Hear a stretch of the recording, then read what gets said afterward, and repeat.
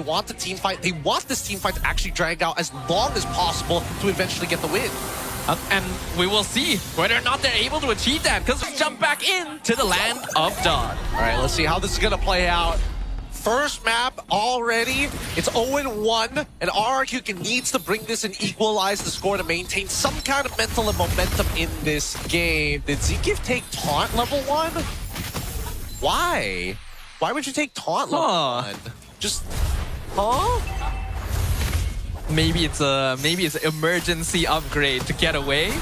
It should never be the case, but okay. All right, I guess they wanted to contest this little one, even though they get basically for free.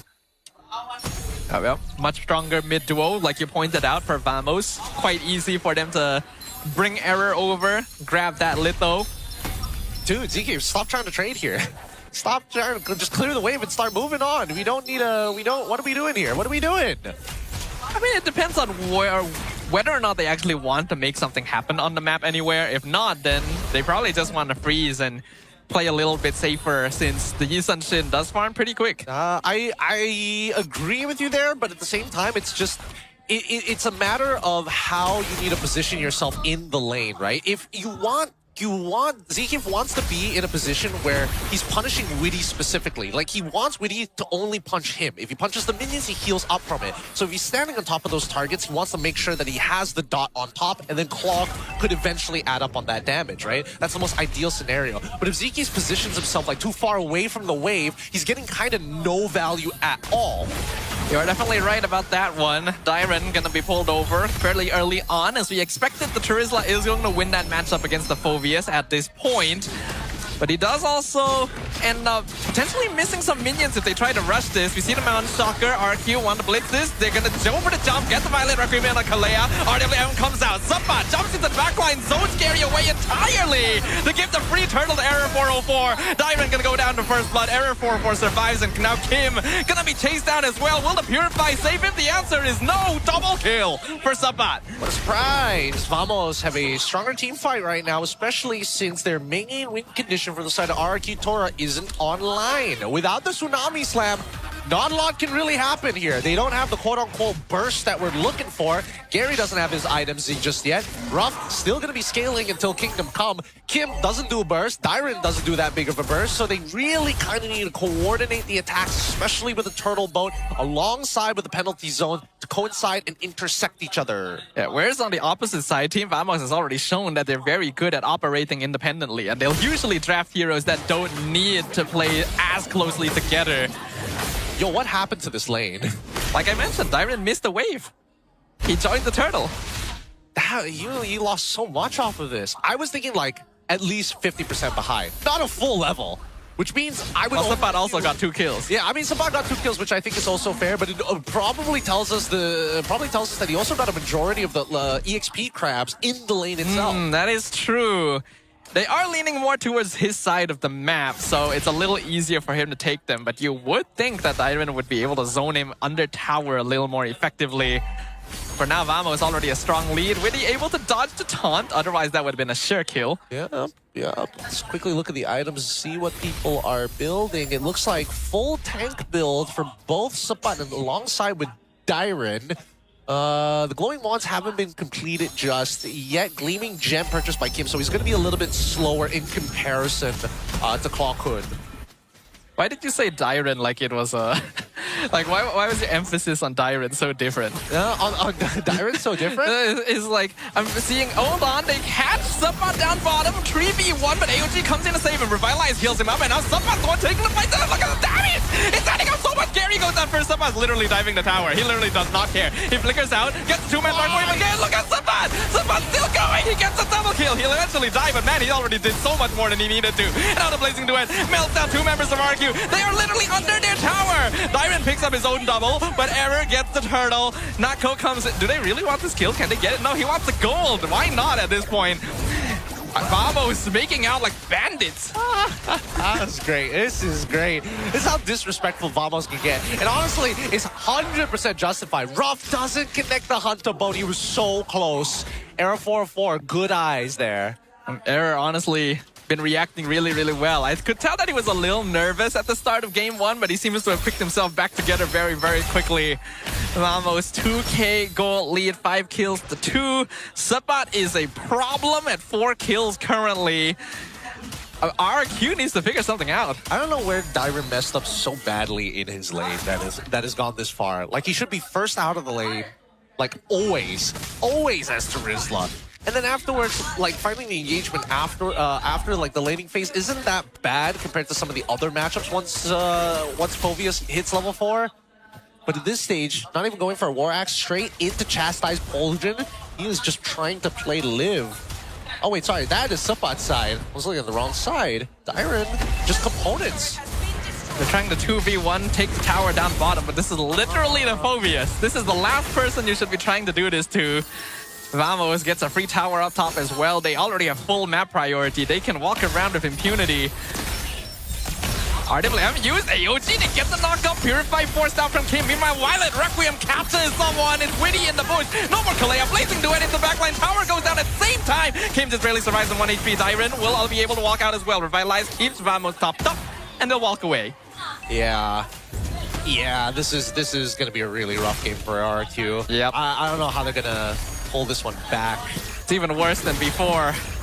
And that is a very unfortunate thing to have to say, because this is now turning into an all-out snowball, and we know how Vamos is with their snowballs. Yeah, I mean, they're especially playing well around Natco, and the fact that Sabat has gotten away with so much already gives them even more space to kind of do whatever they want, right? Era 404 is getting extremely disrespectful, walking into enemy territory in full vision, by the way, in full vision, and RRQ can't do much about it at this stage. So I think that we're in nuclear disaster protocols. I think everybody should understand that TORA, at this point, they're investing everything into Ruff. They're hoping he's a blue chip stock.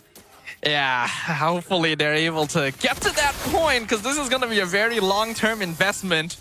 And I don't know if the Kingdom has nuclear bunkers to deal with what Vamos is going to be throwing at them. They get the taunt into the Violet Requiem, connects with the Terizla Dyron. Gonna land the 2-man penalty zone into Tsunami Slam, but look at the backline being completely zoned out by Error and Zeke. Sabat's not even part of the fight yet. He finally arrives. Dyron has flickered out of the way. Darkwave picks up Witty. He's been alive for quite a while, but Team Vamos gonna force him back home, and not even gonna allow. How did Error go that far? Killing spree for the Guinevere. Yep. Once she's targeted you, she's leaping no matter the distance. You just gotta, even a fraction of a second is more than enough for the chase. Really disrespectful coming out from Natco there. Again, most Terizlas look like they're about to die. They're really not. You gotta be careful for that turnaround. That body of Smith passive is really good, especially since damage reduction is by far one of the better stats in the game alongside true damage. But here we go, 36 more seconds until the turtle, until the Lord actually. But Vamos, they're just stealing away resources. 2 levels down between Gary and Era 404. Oh, Nako in 1v1 Blazing Duet against Ruff. He is going to get caught with the Tsunami Slam, lands the Hunt of Bone, but he's healing through quite a lot of it. Will eventually get focused down by 4 members of RRQ. Ruff gets away. RWM locks them down. Sabat forming the front line. Pops the Purify on Kim. And Vamos, unfortunately, not going to find anything here. Okay. Actual mistake coming out from Natco. Very greedy, very bold of him. Yes, they do have a lead, but it's not that big. It's not big enough to really change the course of the game, especially since, does he even have Trinity? He doesn't even have Trinity. He only has the DHS alongside with the Golden Staff. He didn't even have the Corrosion Scythe, and he was like, yes, I can do this.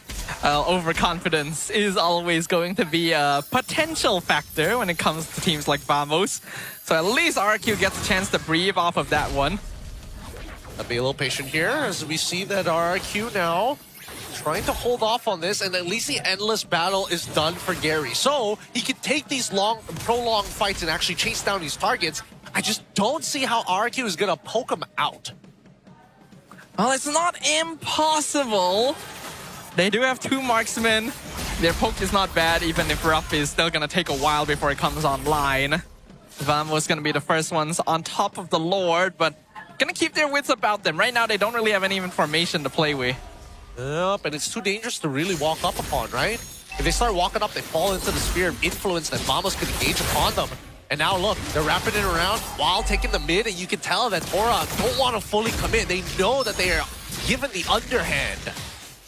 It's a pretty nerve-wracking situation.